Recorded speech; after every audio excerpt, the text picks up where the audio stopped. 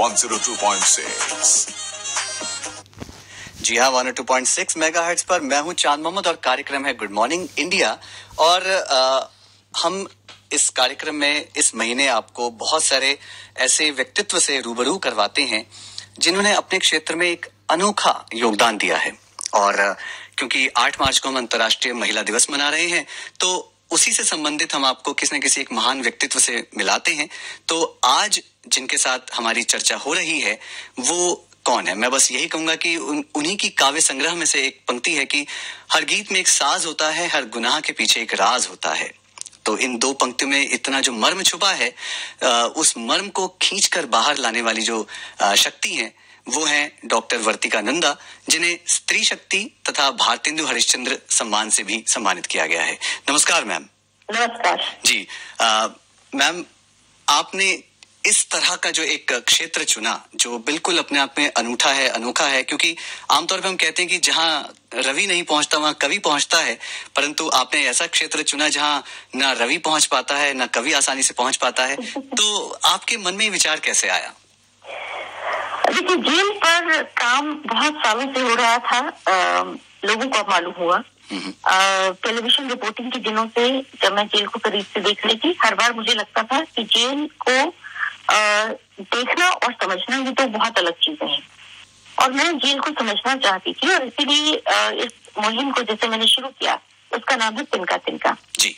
तो तिनका के तहत शुरुआत हमने तिहाड़ से की, क्योंकि दक्षिण एशिया की सबसे बड़ी जेल है और बहुत सारी चीजें वहां से निकल कर आई। एक किताब के अलावा एक दीवार जो आज भी जेल के बाहर की मुख्य दीवार है, जहाँ से लोग गुजरते हैं, और एक बड़ी सी पंक्ति लिखी हुई पढ़ते हैं, सुबह लिखती हूँ, शाम लिखती हूँ, तन्हाई में बैठी मैं तेरा ही नाम लिखती हूँ। फिर वहां पर एक थीम सॉन्ग जो आती यूट्यूब पर है, और उसे तिहाड़ के बंदियों ने गाया था। उसके बाद दासना जेल की यात्रा शुरू हुई। उसे मैं उस लिहाज से लिखना चाह रही थी कि जेल असल में क्या है। जो फिल्में दिखाती हैं, जो मीडिया दिखाता है, वो जेल नहीं है। जेल वो जो है वो जेल के अंदर की जेल है, और उसे समझने के लिए दासना की किताब पर काम किया और अंदर रेजोल्यूशन पर काम हुआ। और इसी तरह से तिनका तिनका मध्य प्रदेश, जिसमें 19 लोग मेरे साथ जुड़े, जिसमें महिलाएं भी हैं। इस तरह से तिनका अलग अलग राज्यों में अपनी बात को रखता भी रहा और जेलों को समझता भी रहा। हाल में पिछले 3 साल उत्तर प्रदेश की जेलों पर काम किया, जिसमें जेल की महिलाओं और बच्चों की जरूरतों पर ध्यान देने की कोशिश की, और इस रिपोर्ट को भारत सरकार को सौंप दिया है। तो आप ही की जो आपने अभी दीवार का जिक्र किया, उस पर कुछ इस तरह मैंने वो गीत भी सुने, तो जिसकी एक पंक्ति की आसमान में छेद है, बाहर कितने भेद हैं। और हम सच में बाहर जो रहते हैं हम समझ नहीं पाते कि अंदर कितने भेद हैं। तो इस चीज को बाहर लाने के लिए जो आपने एक चित्रकारी के माध्यम से, काव्य संग्रह के माध्यम से कार्य किया, उसी के साथ साथ आपने एक नई चीज, बड़ी अनूठी चीज आपने शुरुआत की। वो है मेरे ख्याल में पहली बार ऐसा हुआ है कि एक आप जेल का अपना रेडियो आपने लॉन्च किया। जी, उसके विषय में कुछ बताइए। देखिए, जब तिहाड़ में पहली बार जेल रेडियो आया था, उस दिन तब मैं तिनका तिनका तिहाड़ पर काम कर रही थी, और मैंने उससे होने वाले परिवर्तन को महसूस किया था। उसके बाद देश के कुछ जेलों में आया, लेकिन बहुत से राज्य अभी पीछे थे, जिनमें हरियाणा भी थे। 2 साल से मैं जेल रेडियो पर कुछ एक डॉक्यूमेंट पर काम कर रही थी, और उसके तहत ये हुआ कि हमने दिसंबर में इसी साल, पिछले साल, हरियाणा की जेलों में रेडियो लाने का काम किया, और अब 3 जेलों में रेडियो आ गया है। सबसे पहले हमने जिला जेल पानीपत, उसके बाद जिला जेल फरीदाबाद, और अभी 3 दिन पहले केंद्रीय कारागार अंबाला। इन तीनों जिलों में तिनका तिनका की पहल पर जेल रेडियो आया, जिसे हरियाणा के जेल मंत्री ने इनॉग्रेट किया, एसीएस होम ने किया और डीजी प्रिजन्स ने किया, और बहुत बड़ी दुनिया को बदलते हुए मैंने अपनी आंखों से देखा। हमने इसके लिए 21 बंदी चुने थे, उनको मैं ट्रेन कर पाई।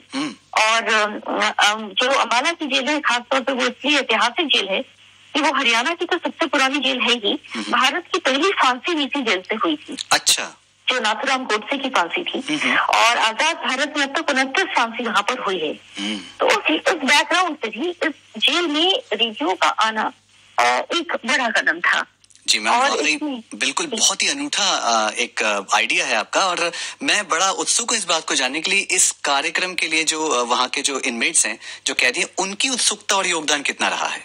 बहुत ज्यादा। पहले तो उन्हें समझ ही नहीं आया ये क्या होगा। ये बिल्कुल वैसे ही है जैसे कि बाहर के लोगों को भी समझ में बहुत ज्यादा नहीं आया कि जेल का रेडियो क्या है, और बाहर की दुनिया को समझाना असल में तिनका का मकसद है ही नहीं।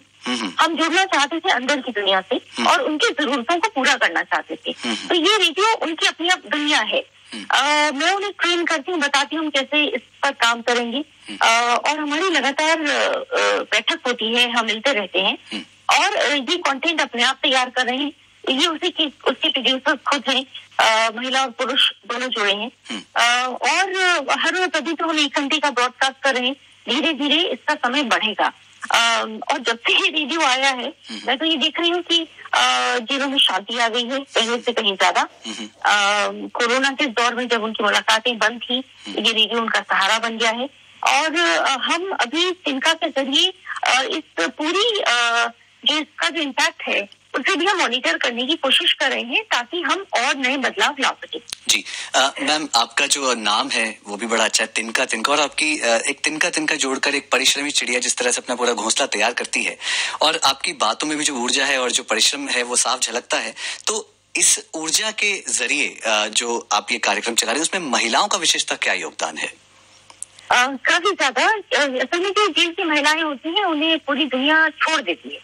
आमतौर पर उनका परिवार भी मिलने नहीं आता, और मैं ये बात बहुत साफ कह दूं कि इतने सालों का जेलों का काम करते हुए मुझे भी बहुत से फोन आते हैं जब लोग कहते हैं हम कुछ करना चाहते हैं, लेकिन वो कुछ पल भर का ही करना होता है। उससे आगे की संवेदना आमतौर पर मैंने परिवर्तित होते हुए नहीं दी, और इसलिए बहुत जरूरी था कि इनके लिए एक लंबा कुछ काम हो।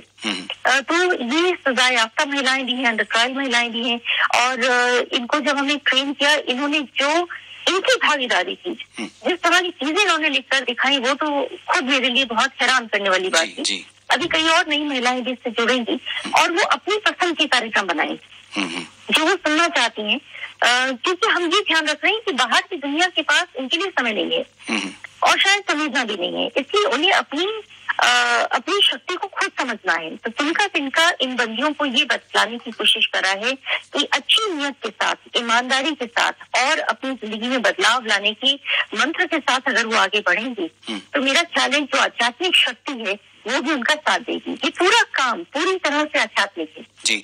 और हम उन्हें चाहते हैं कि वो समाज में लौटे, तो समाज उन्हें स्वीकारे या ना स्वीकारे, उनके अंदर वो एक ताकत जमा हो गई हो जो उन्हें नए सिरे से अपनी जिंदगी को शुरू करने की हिम्मत दे।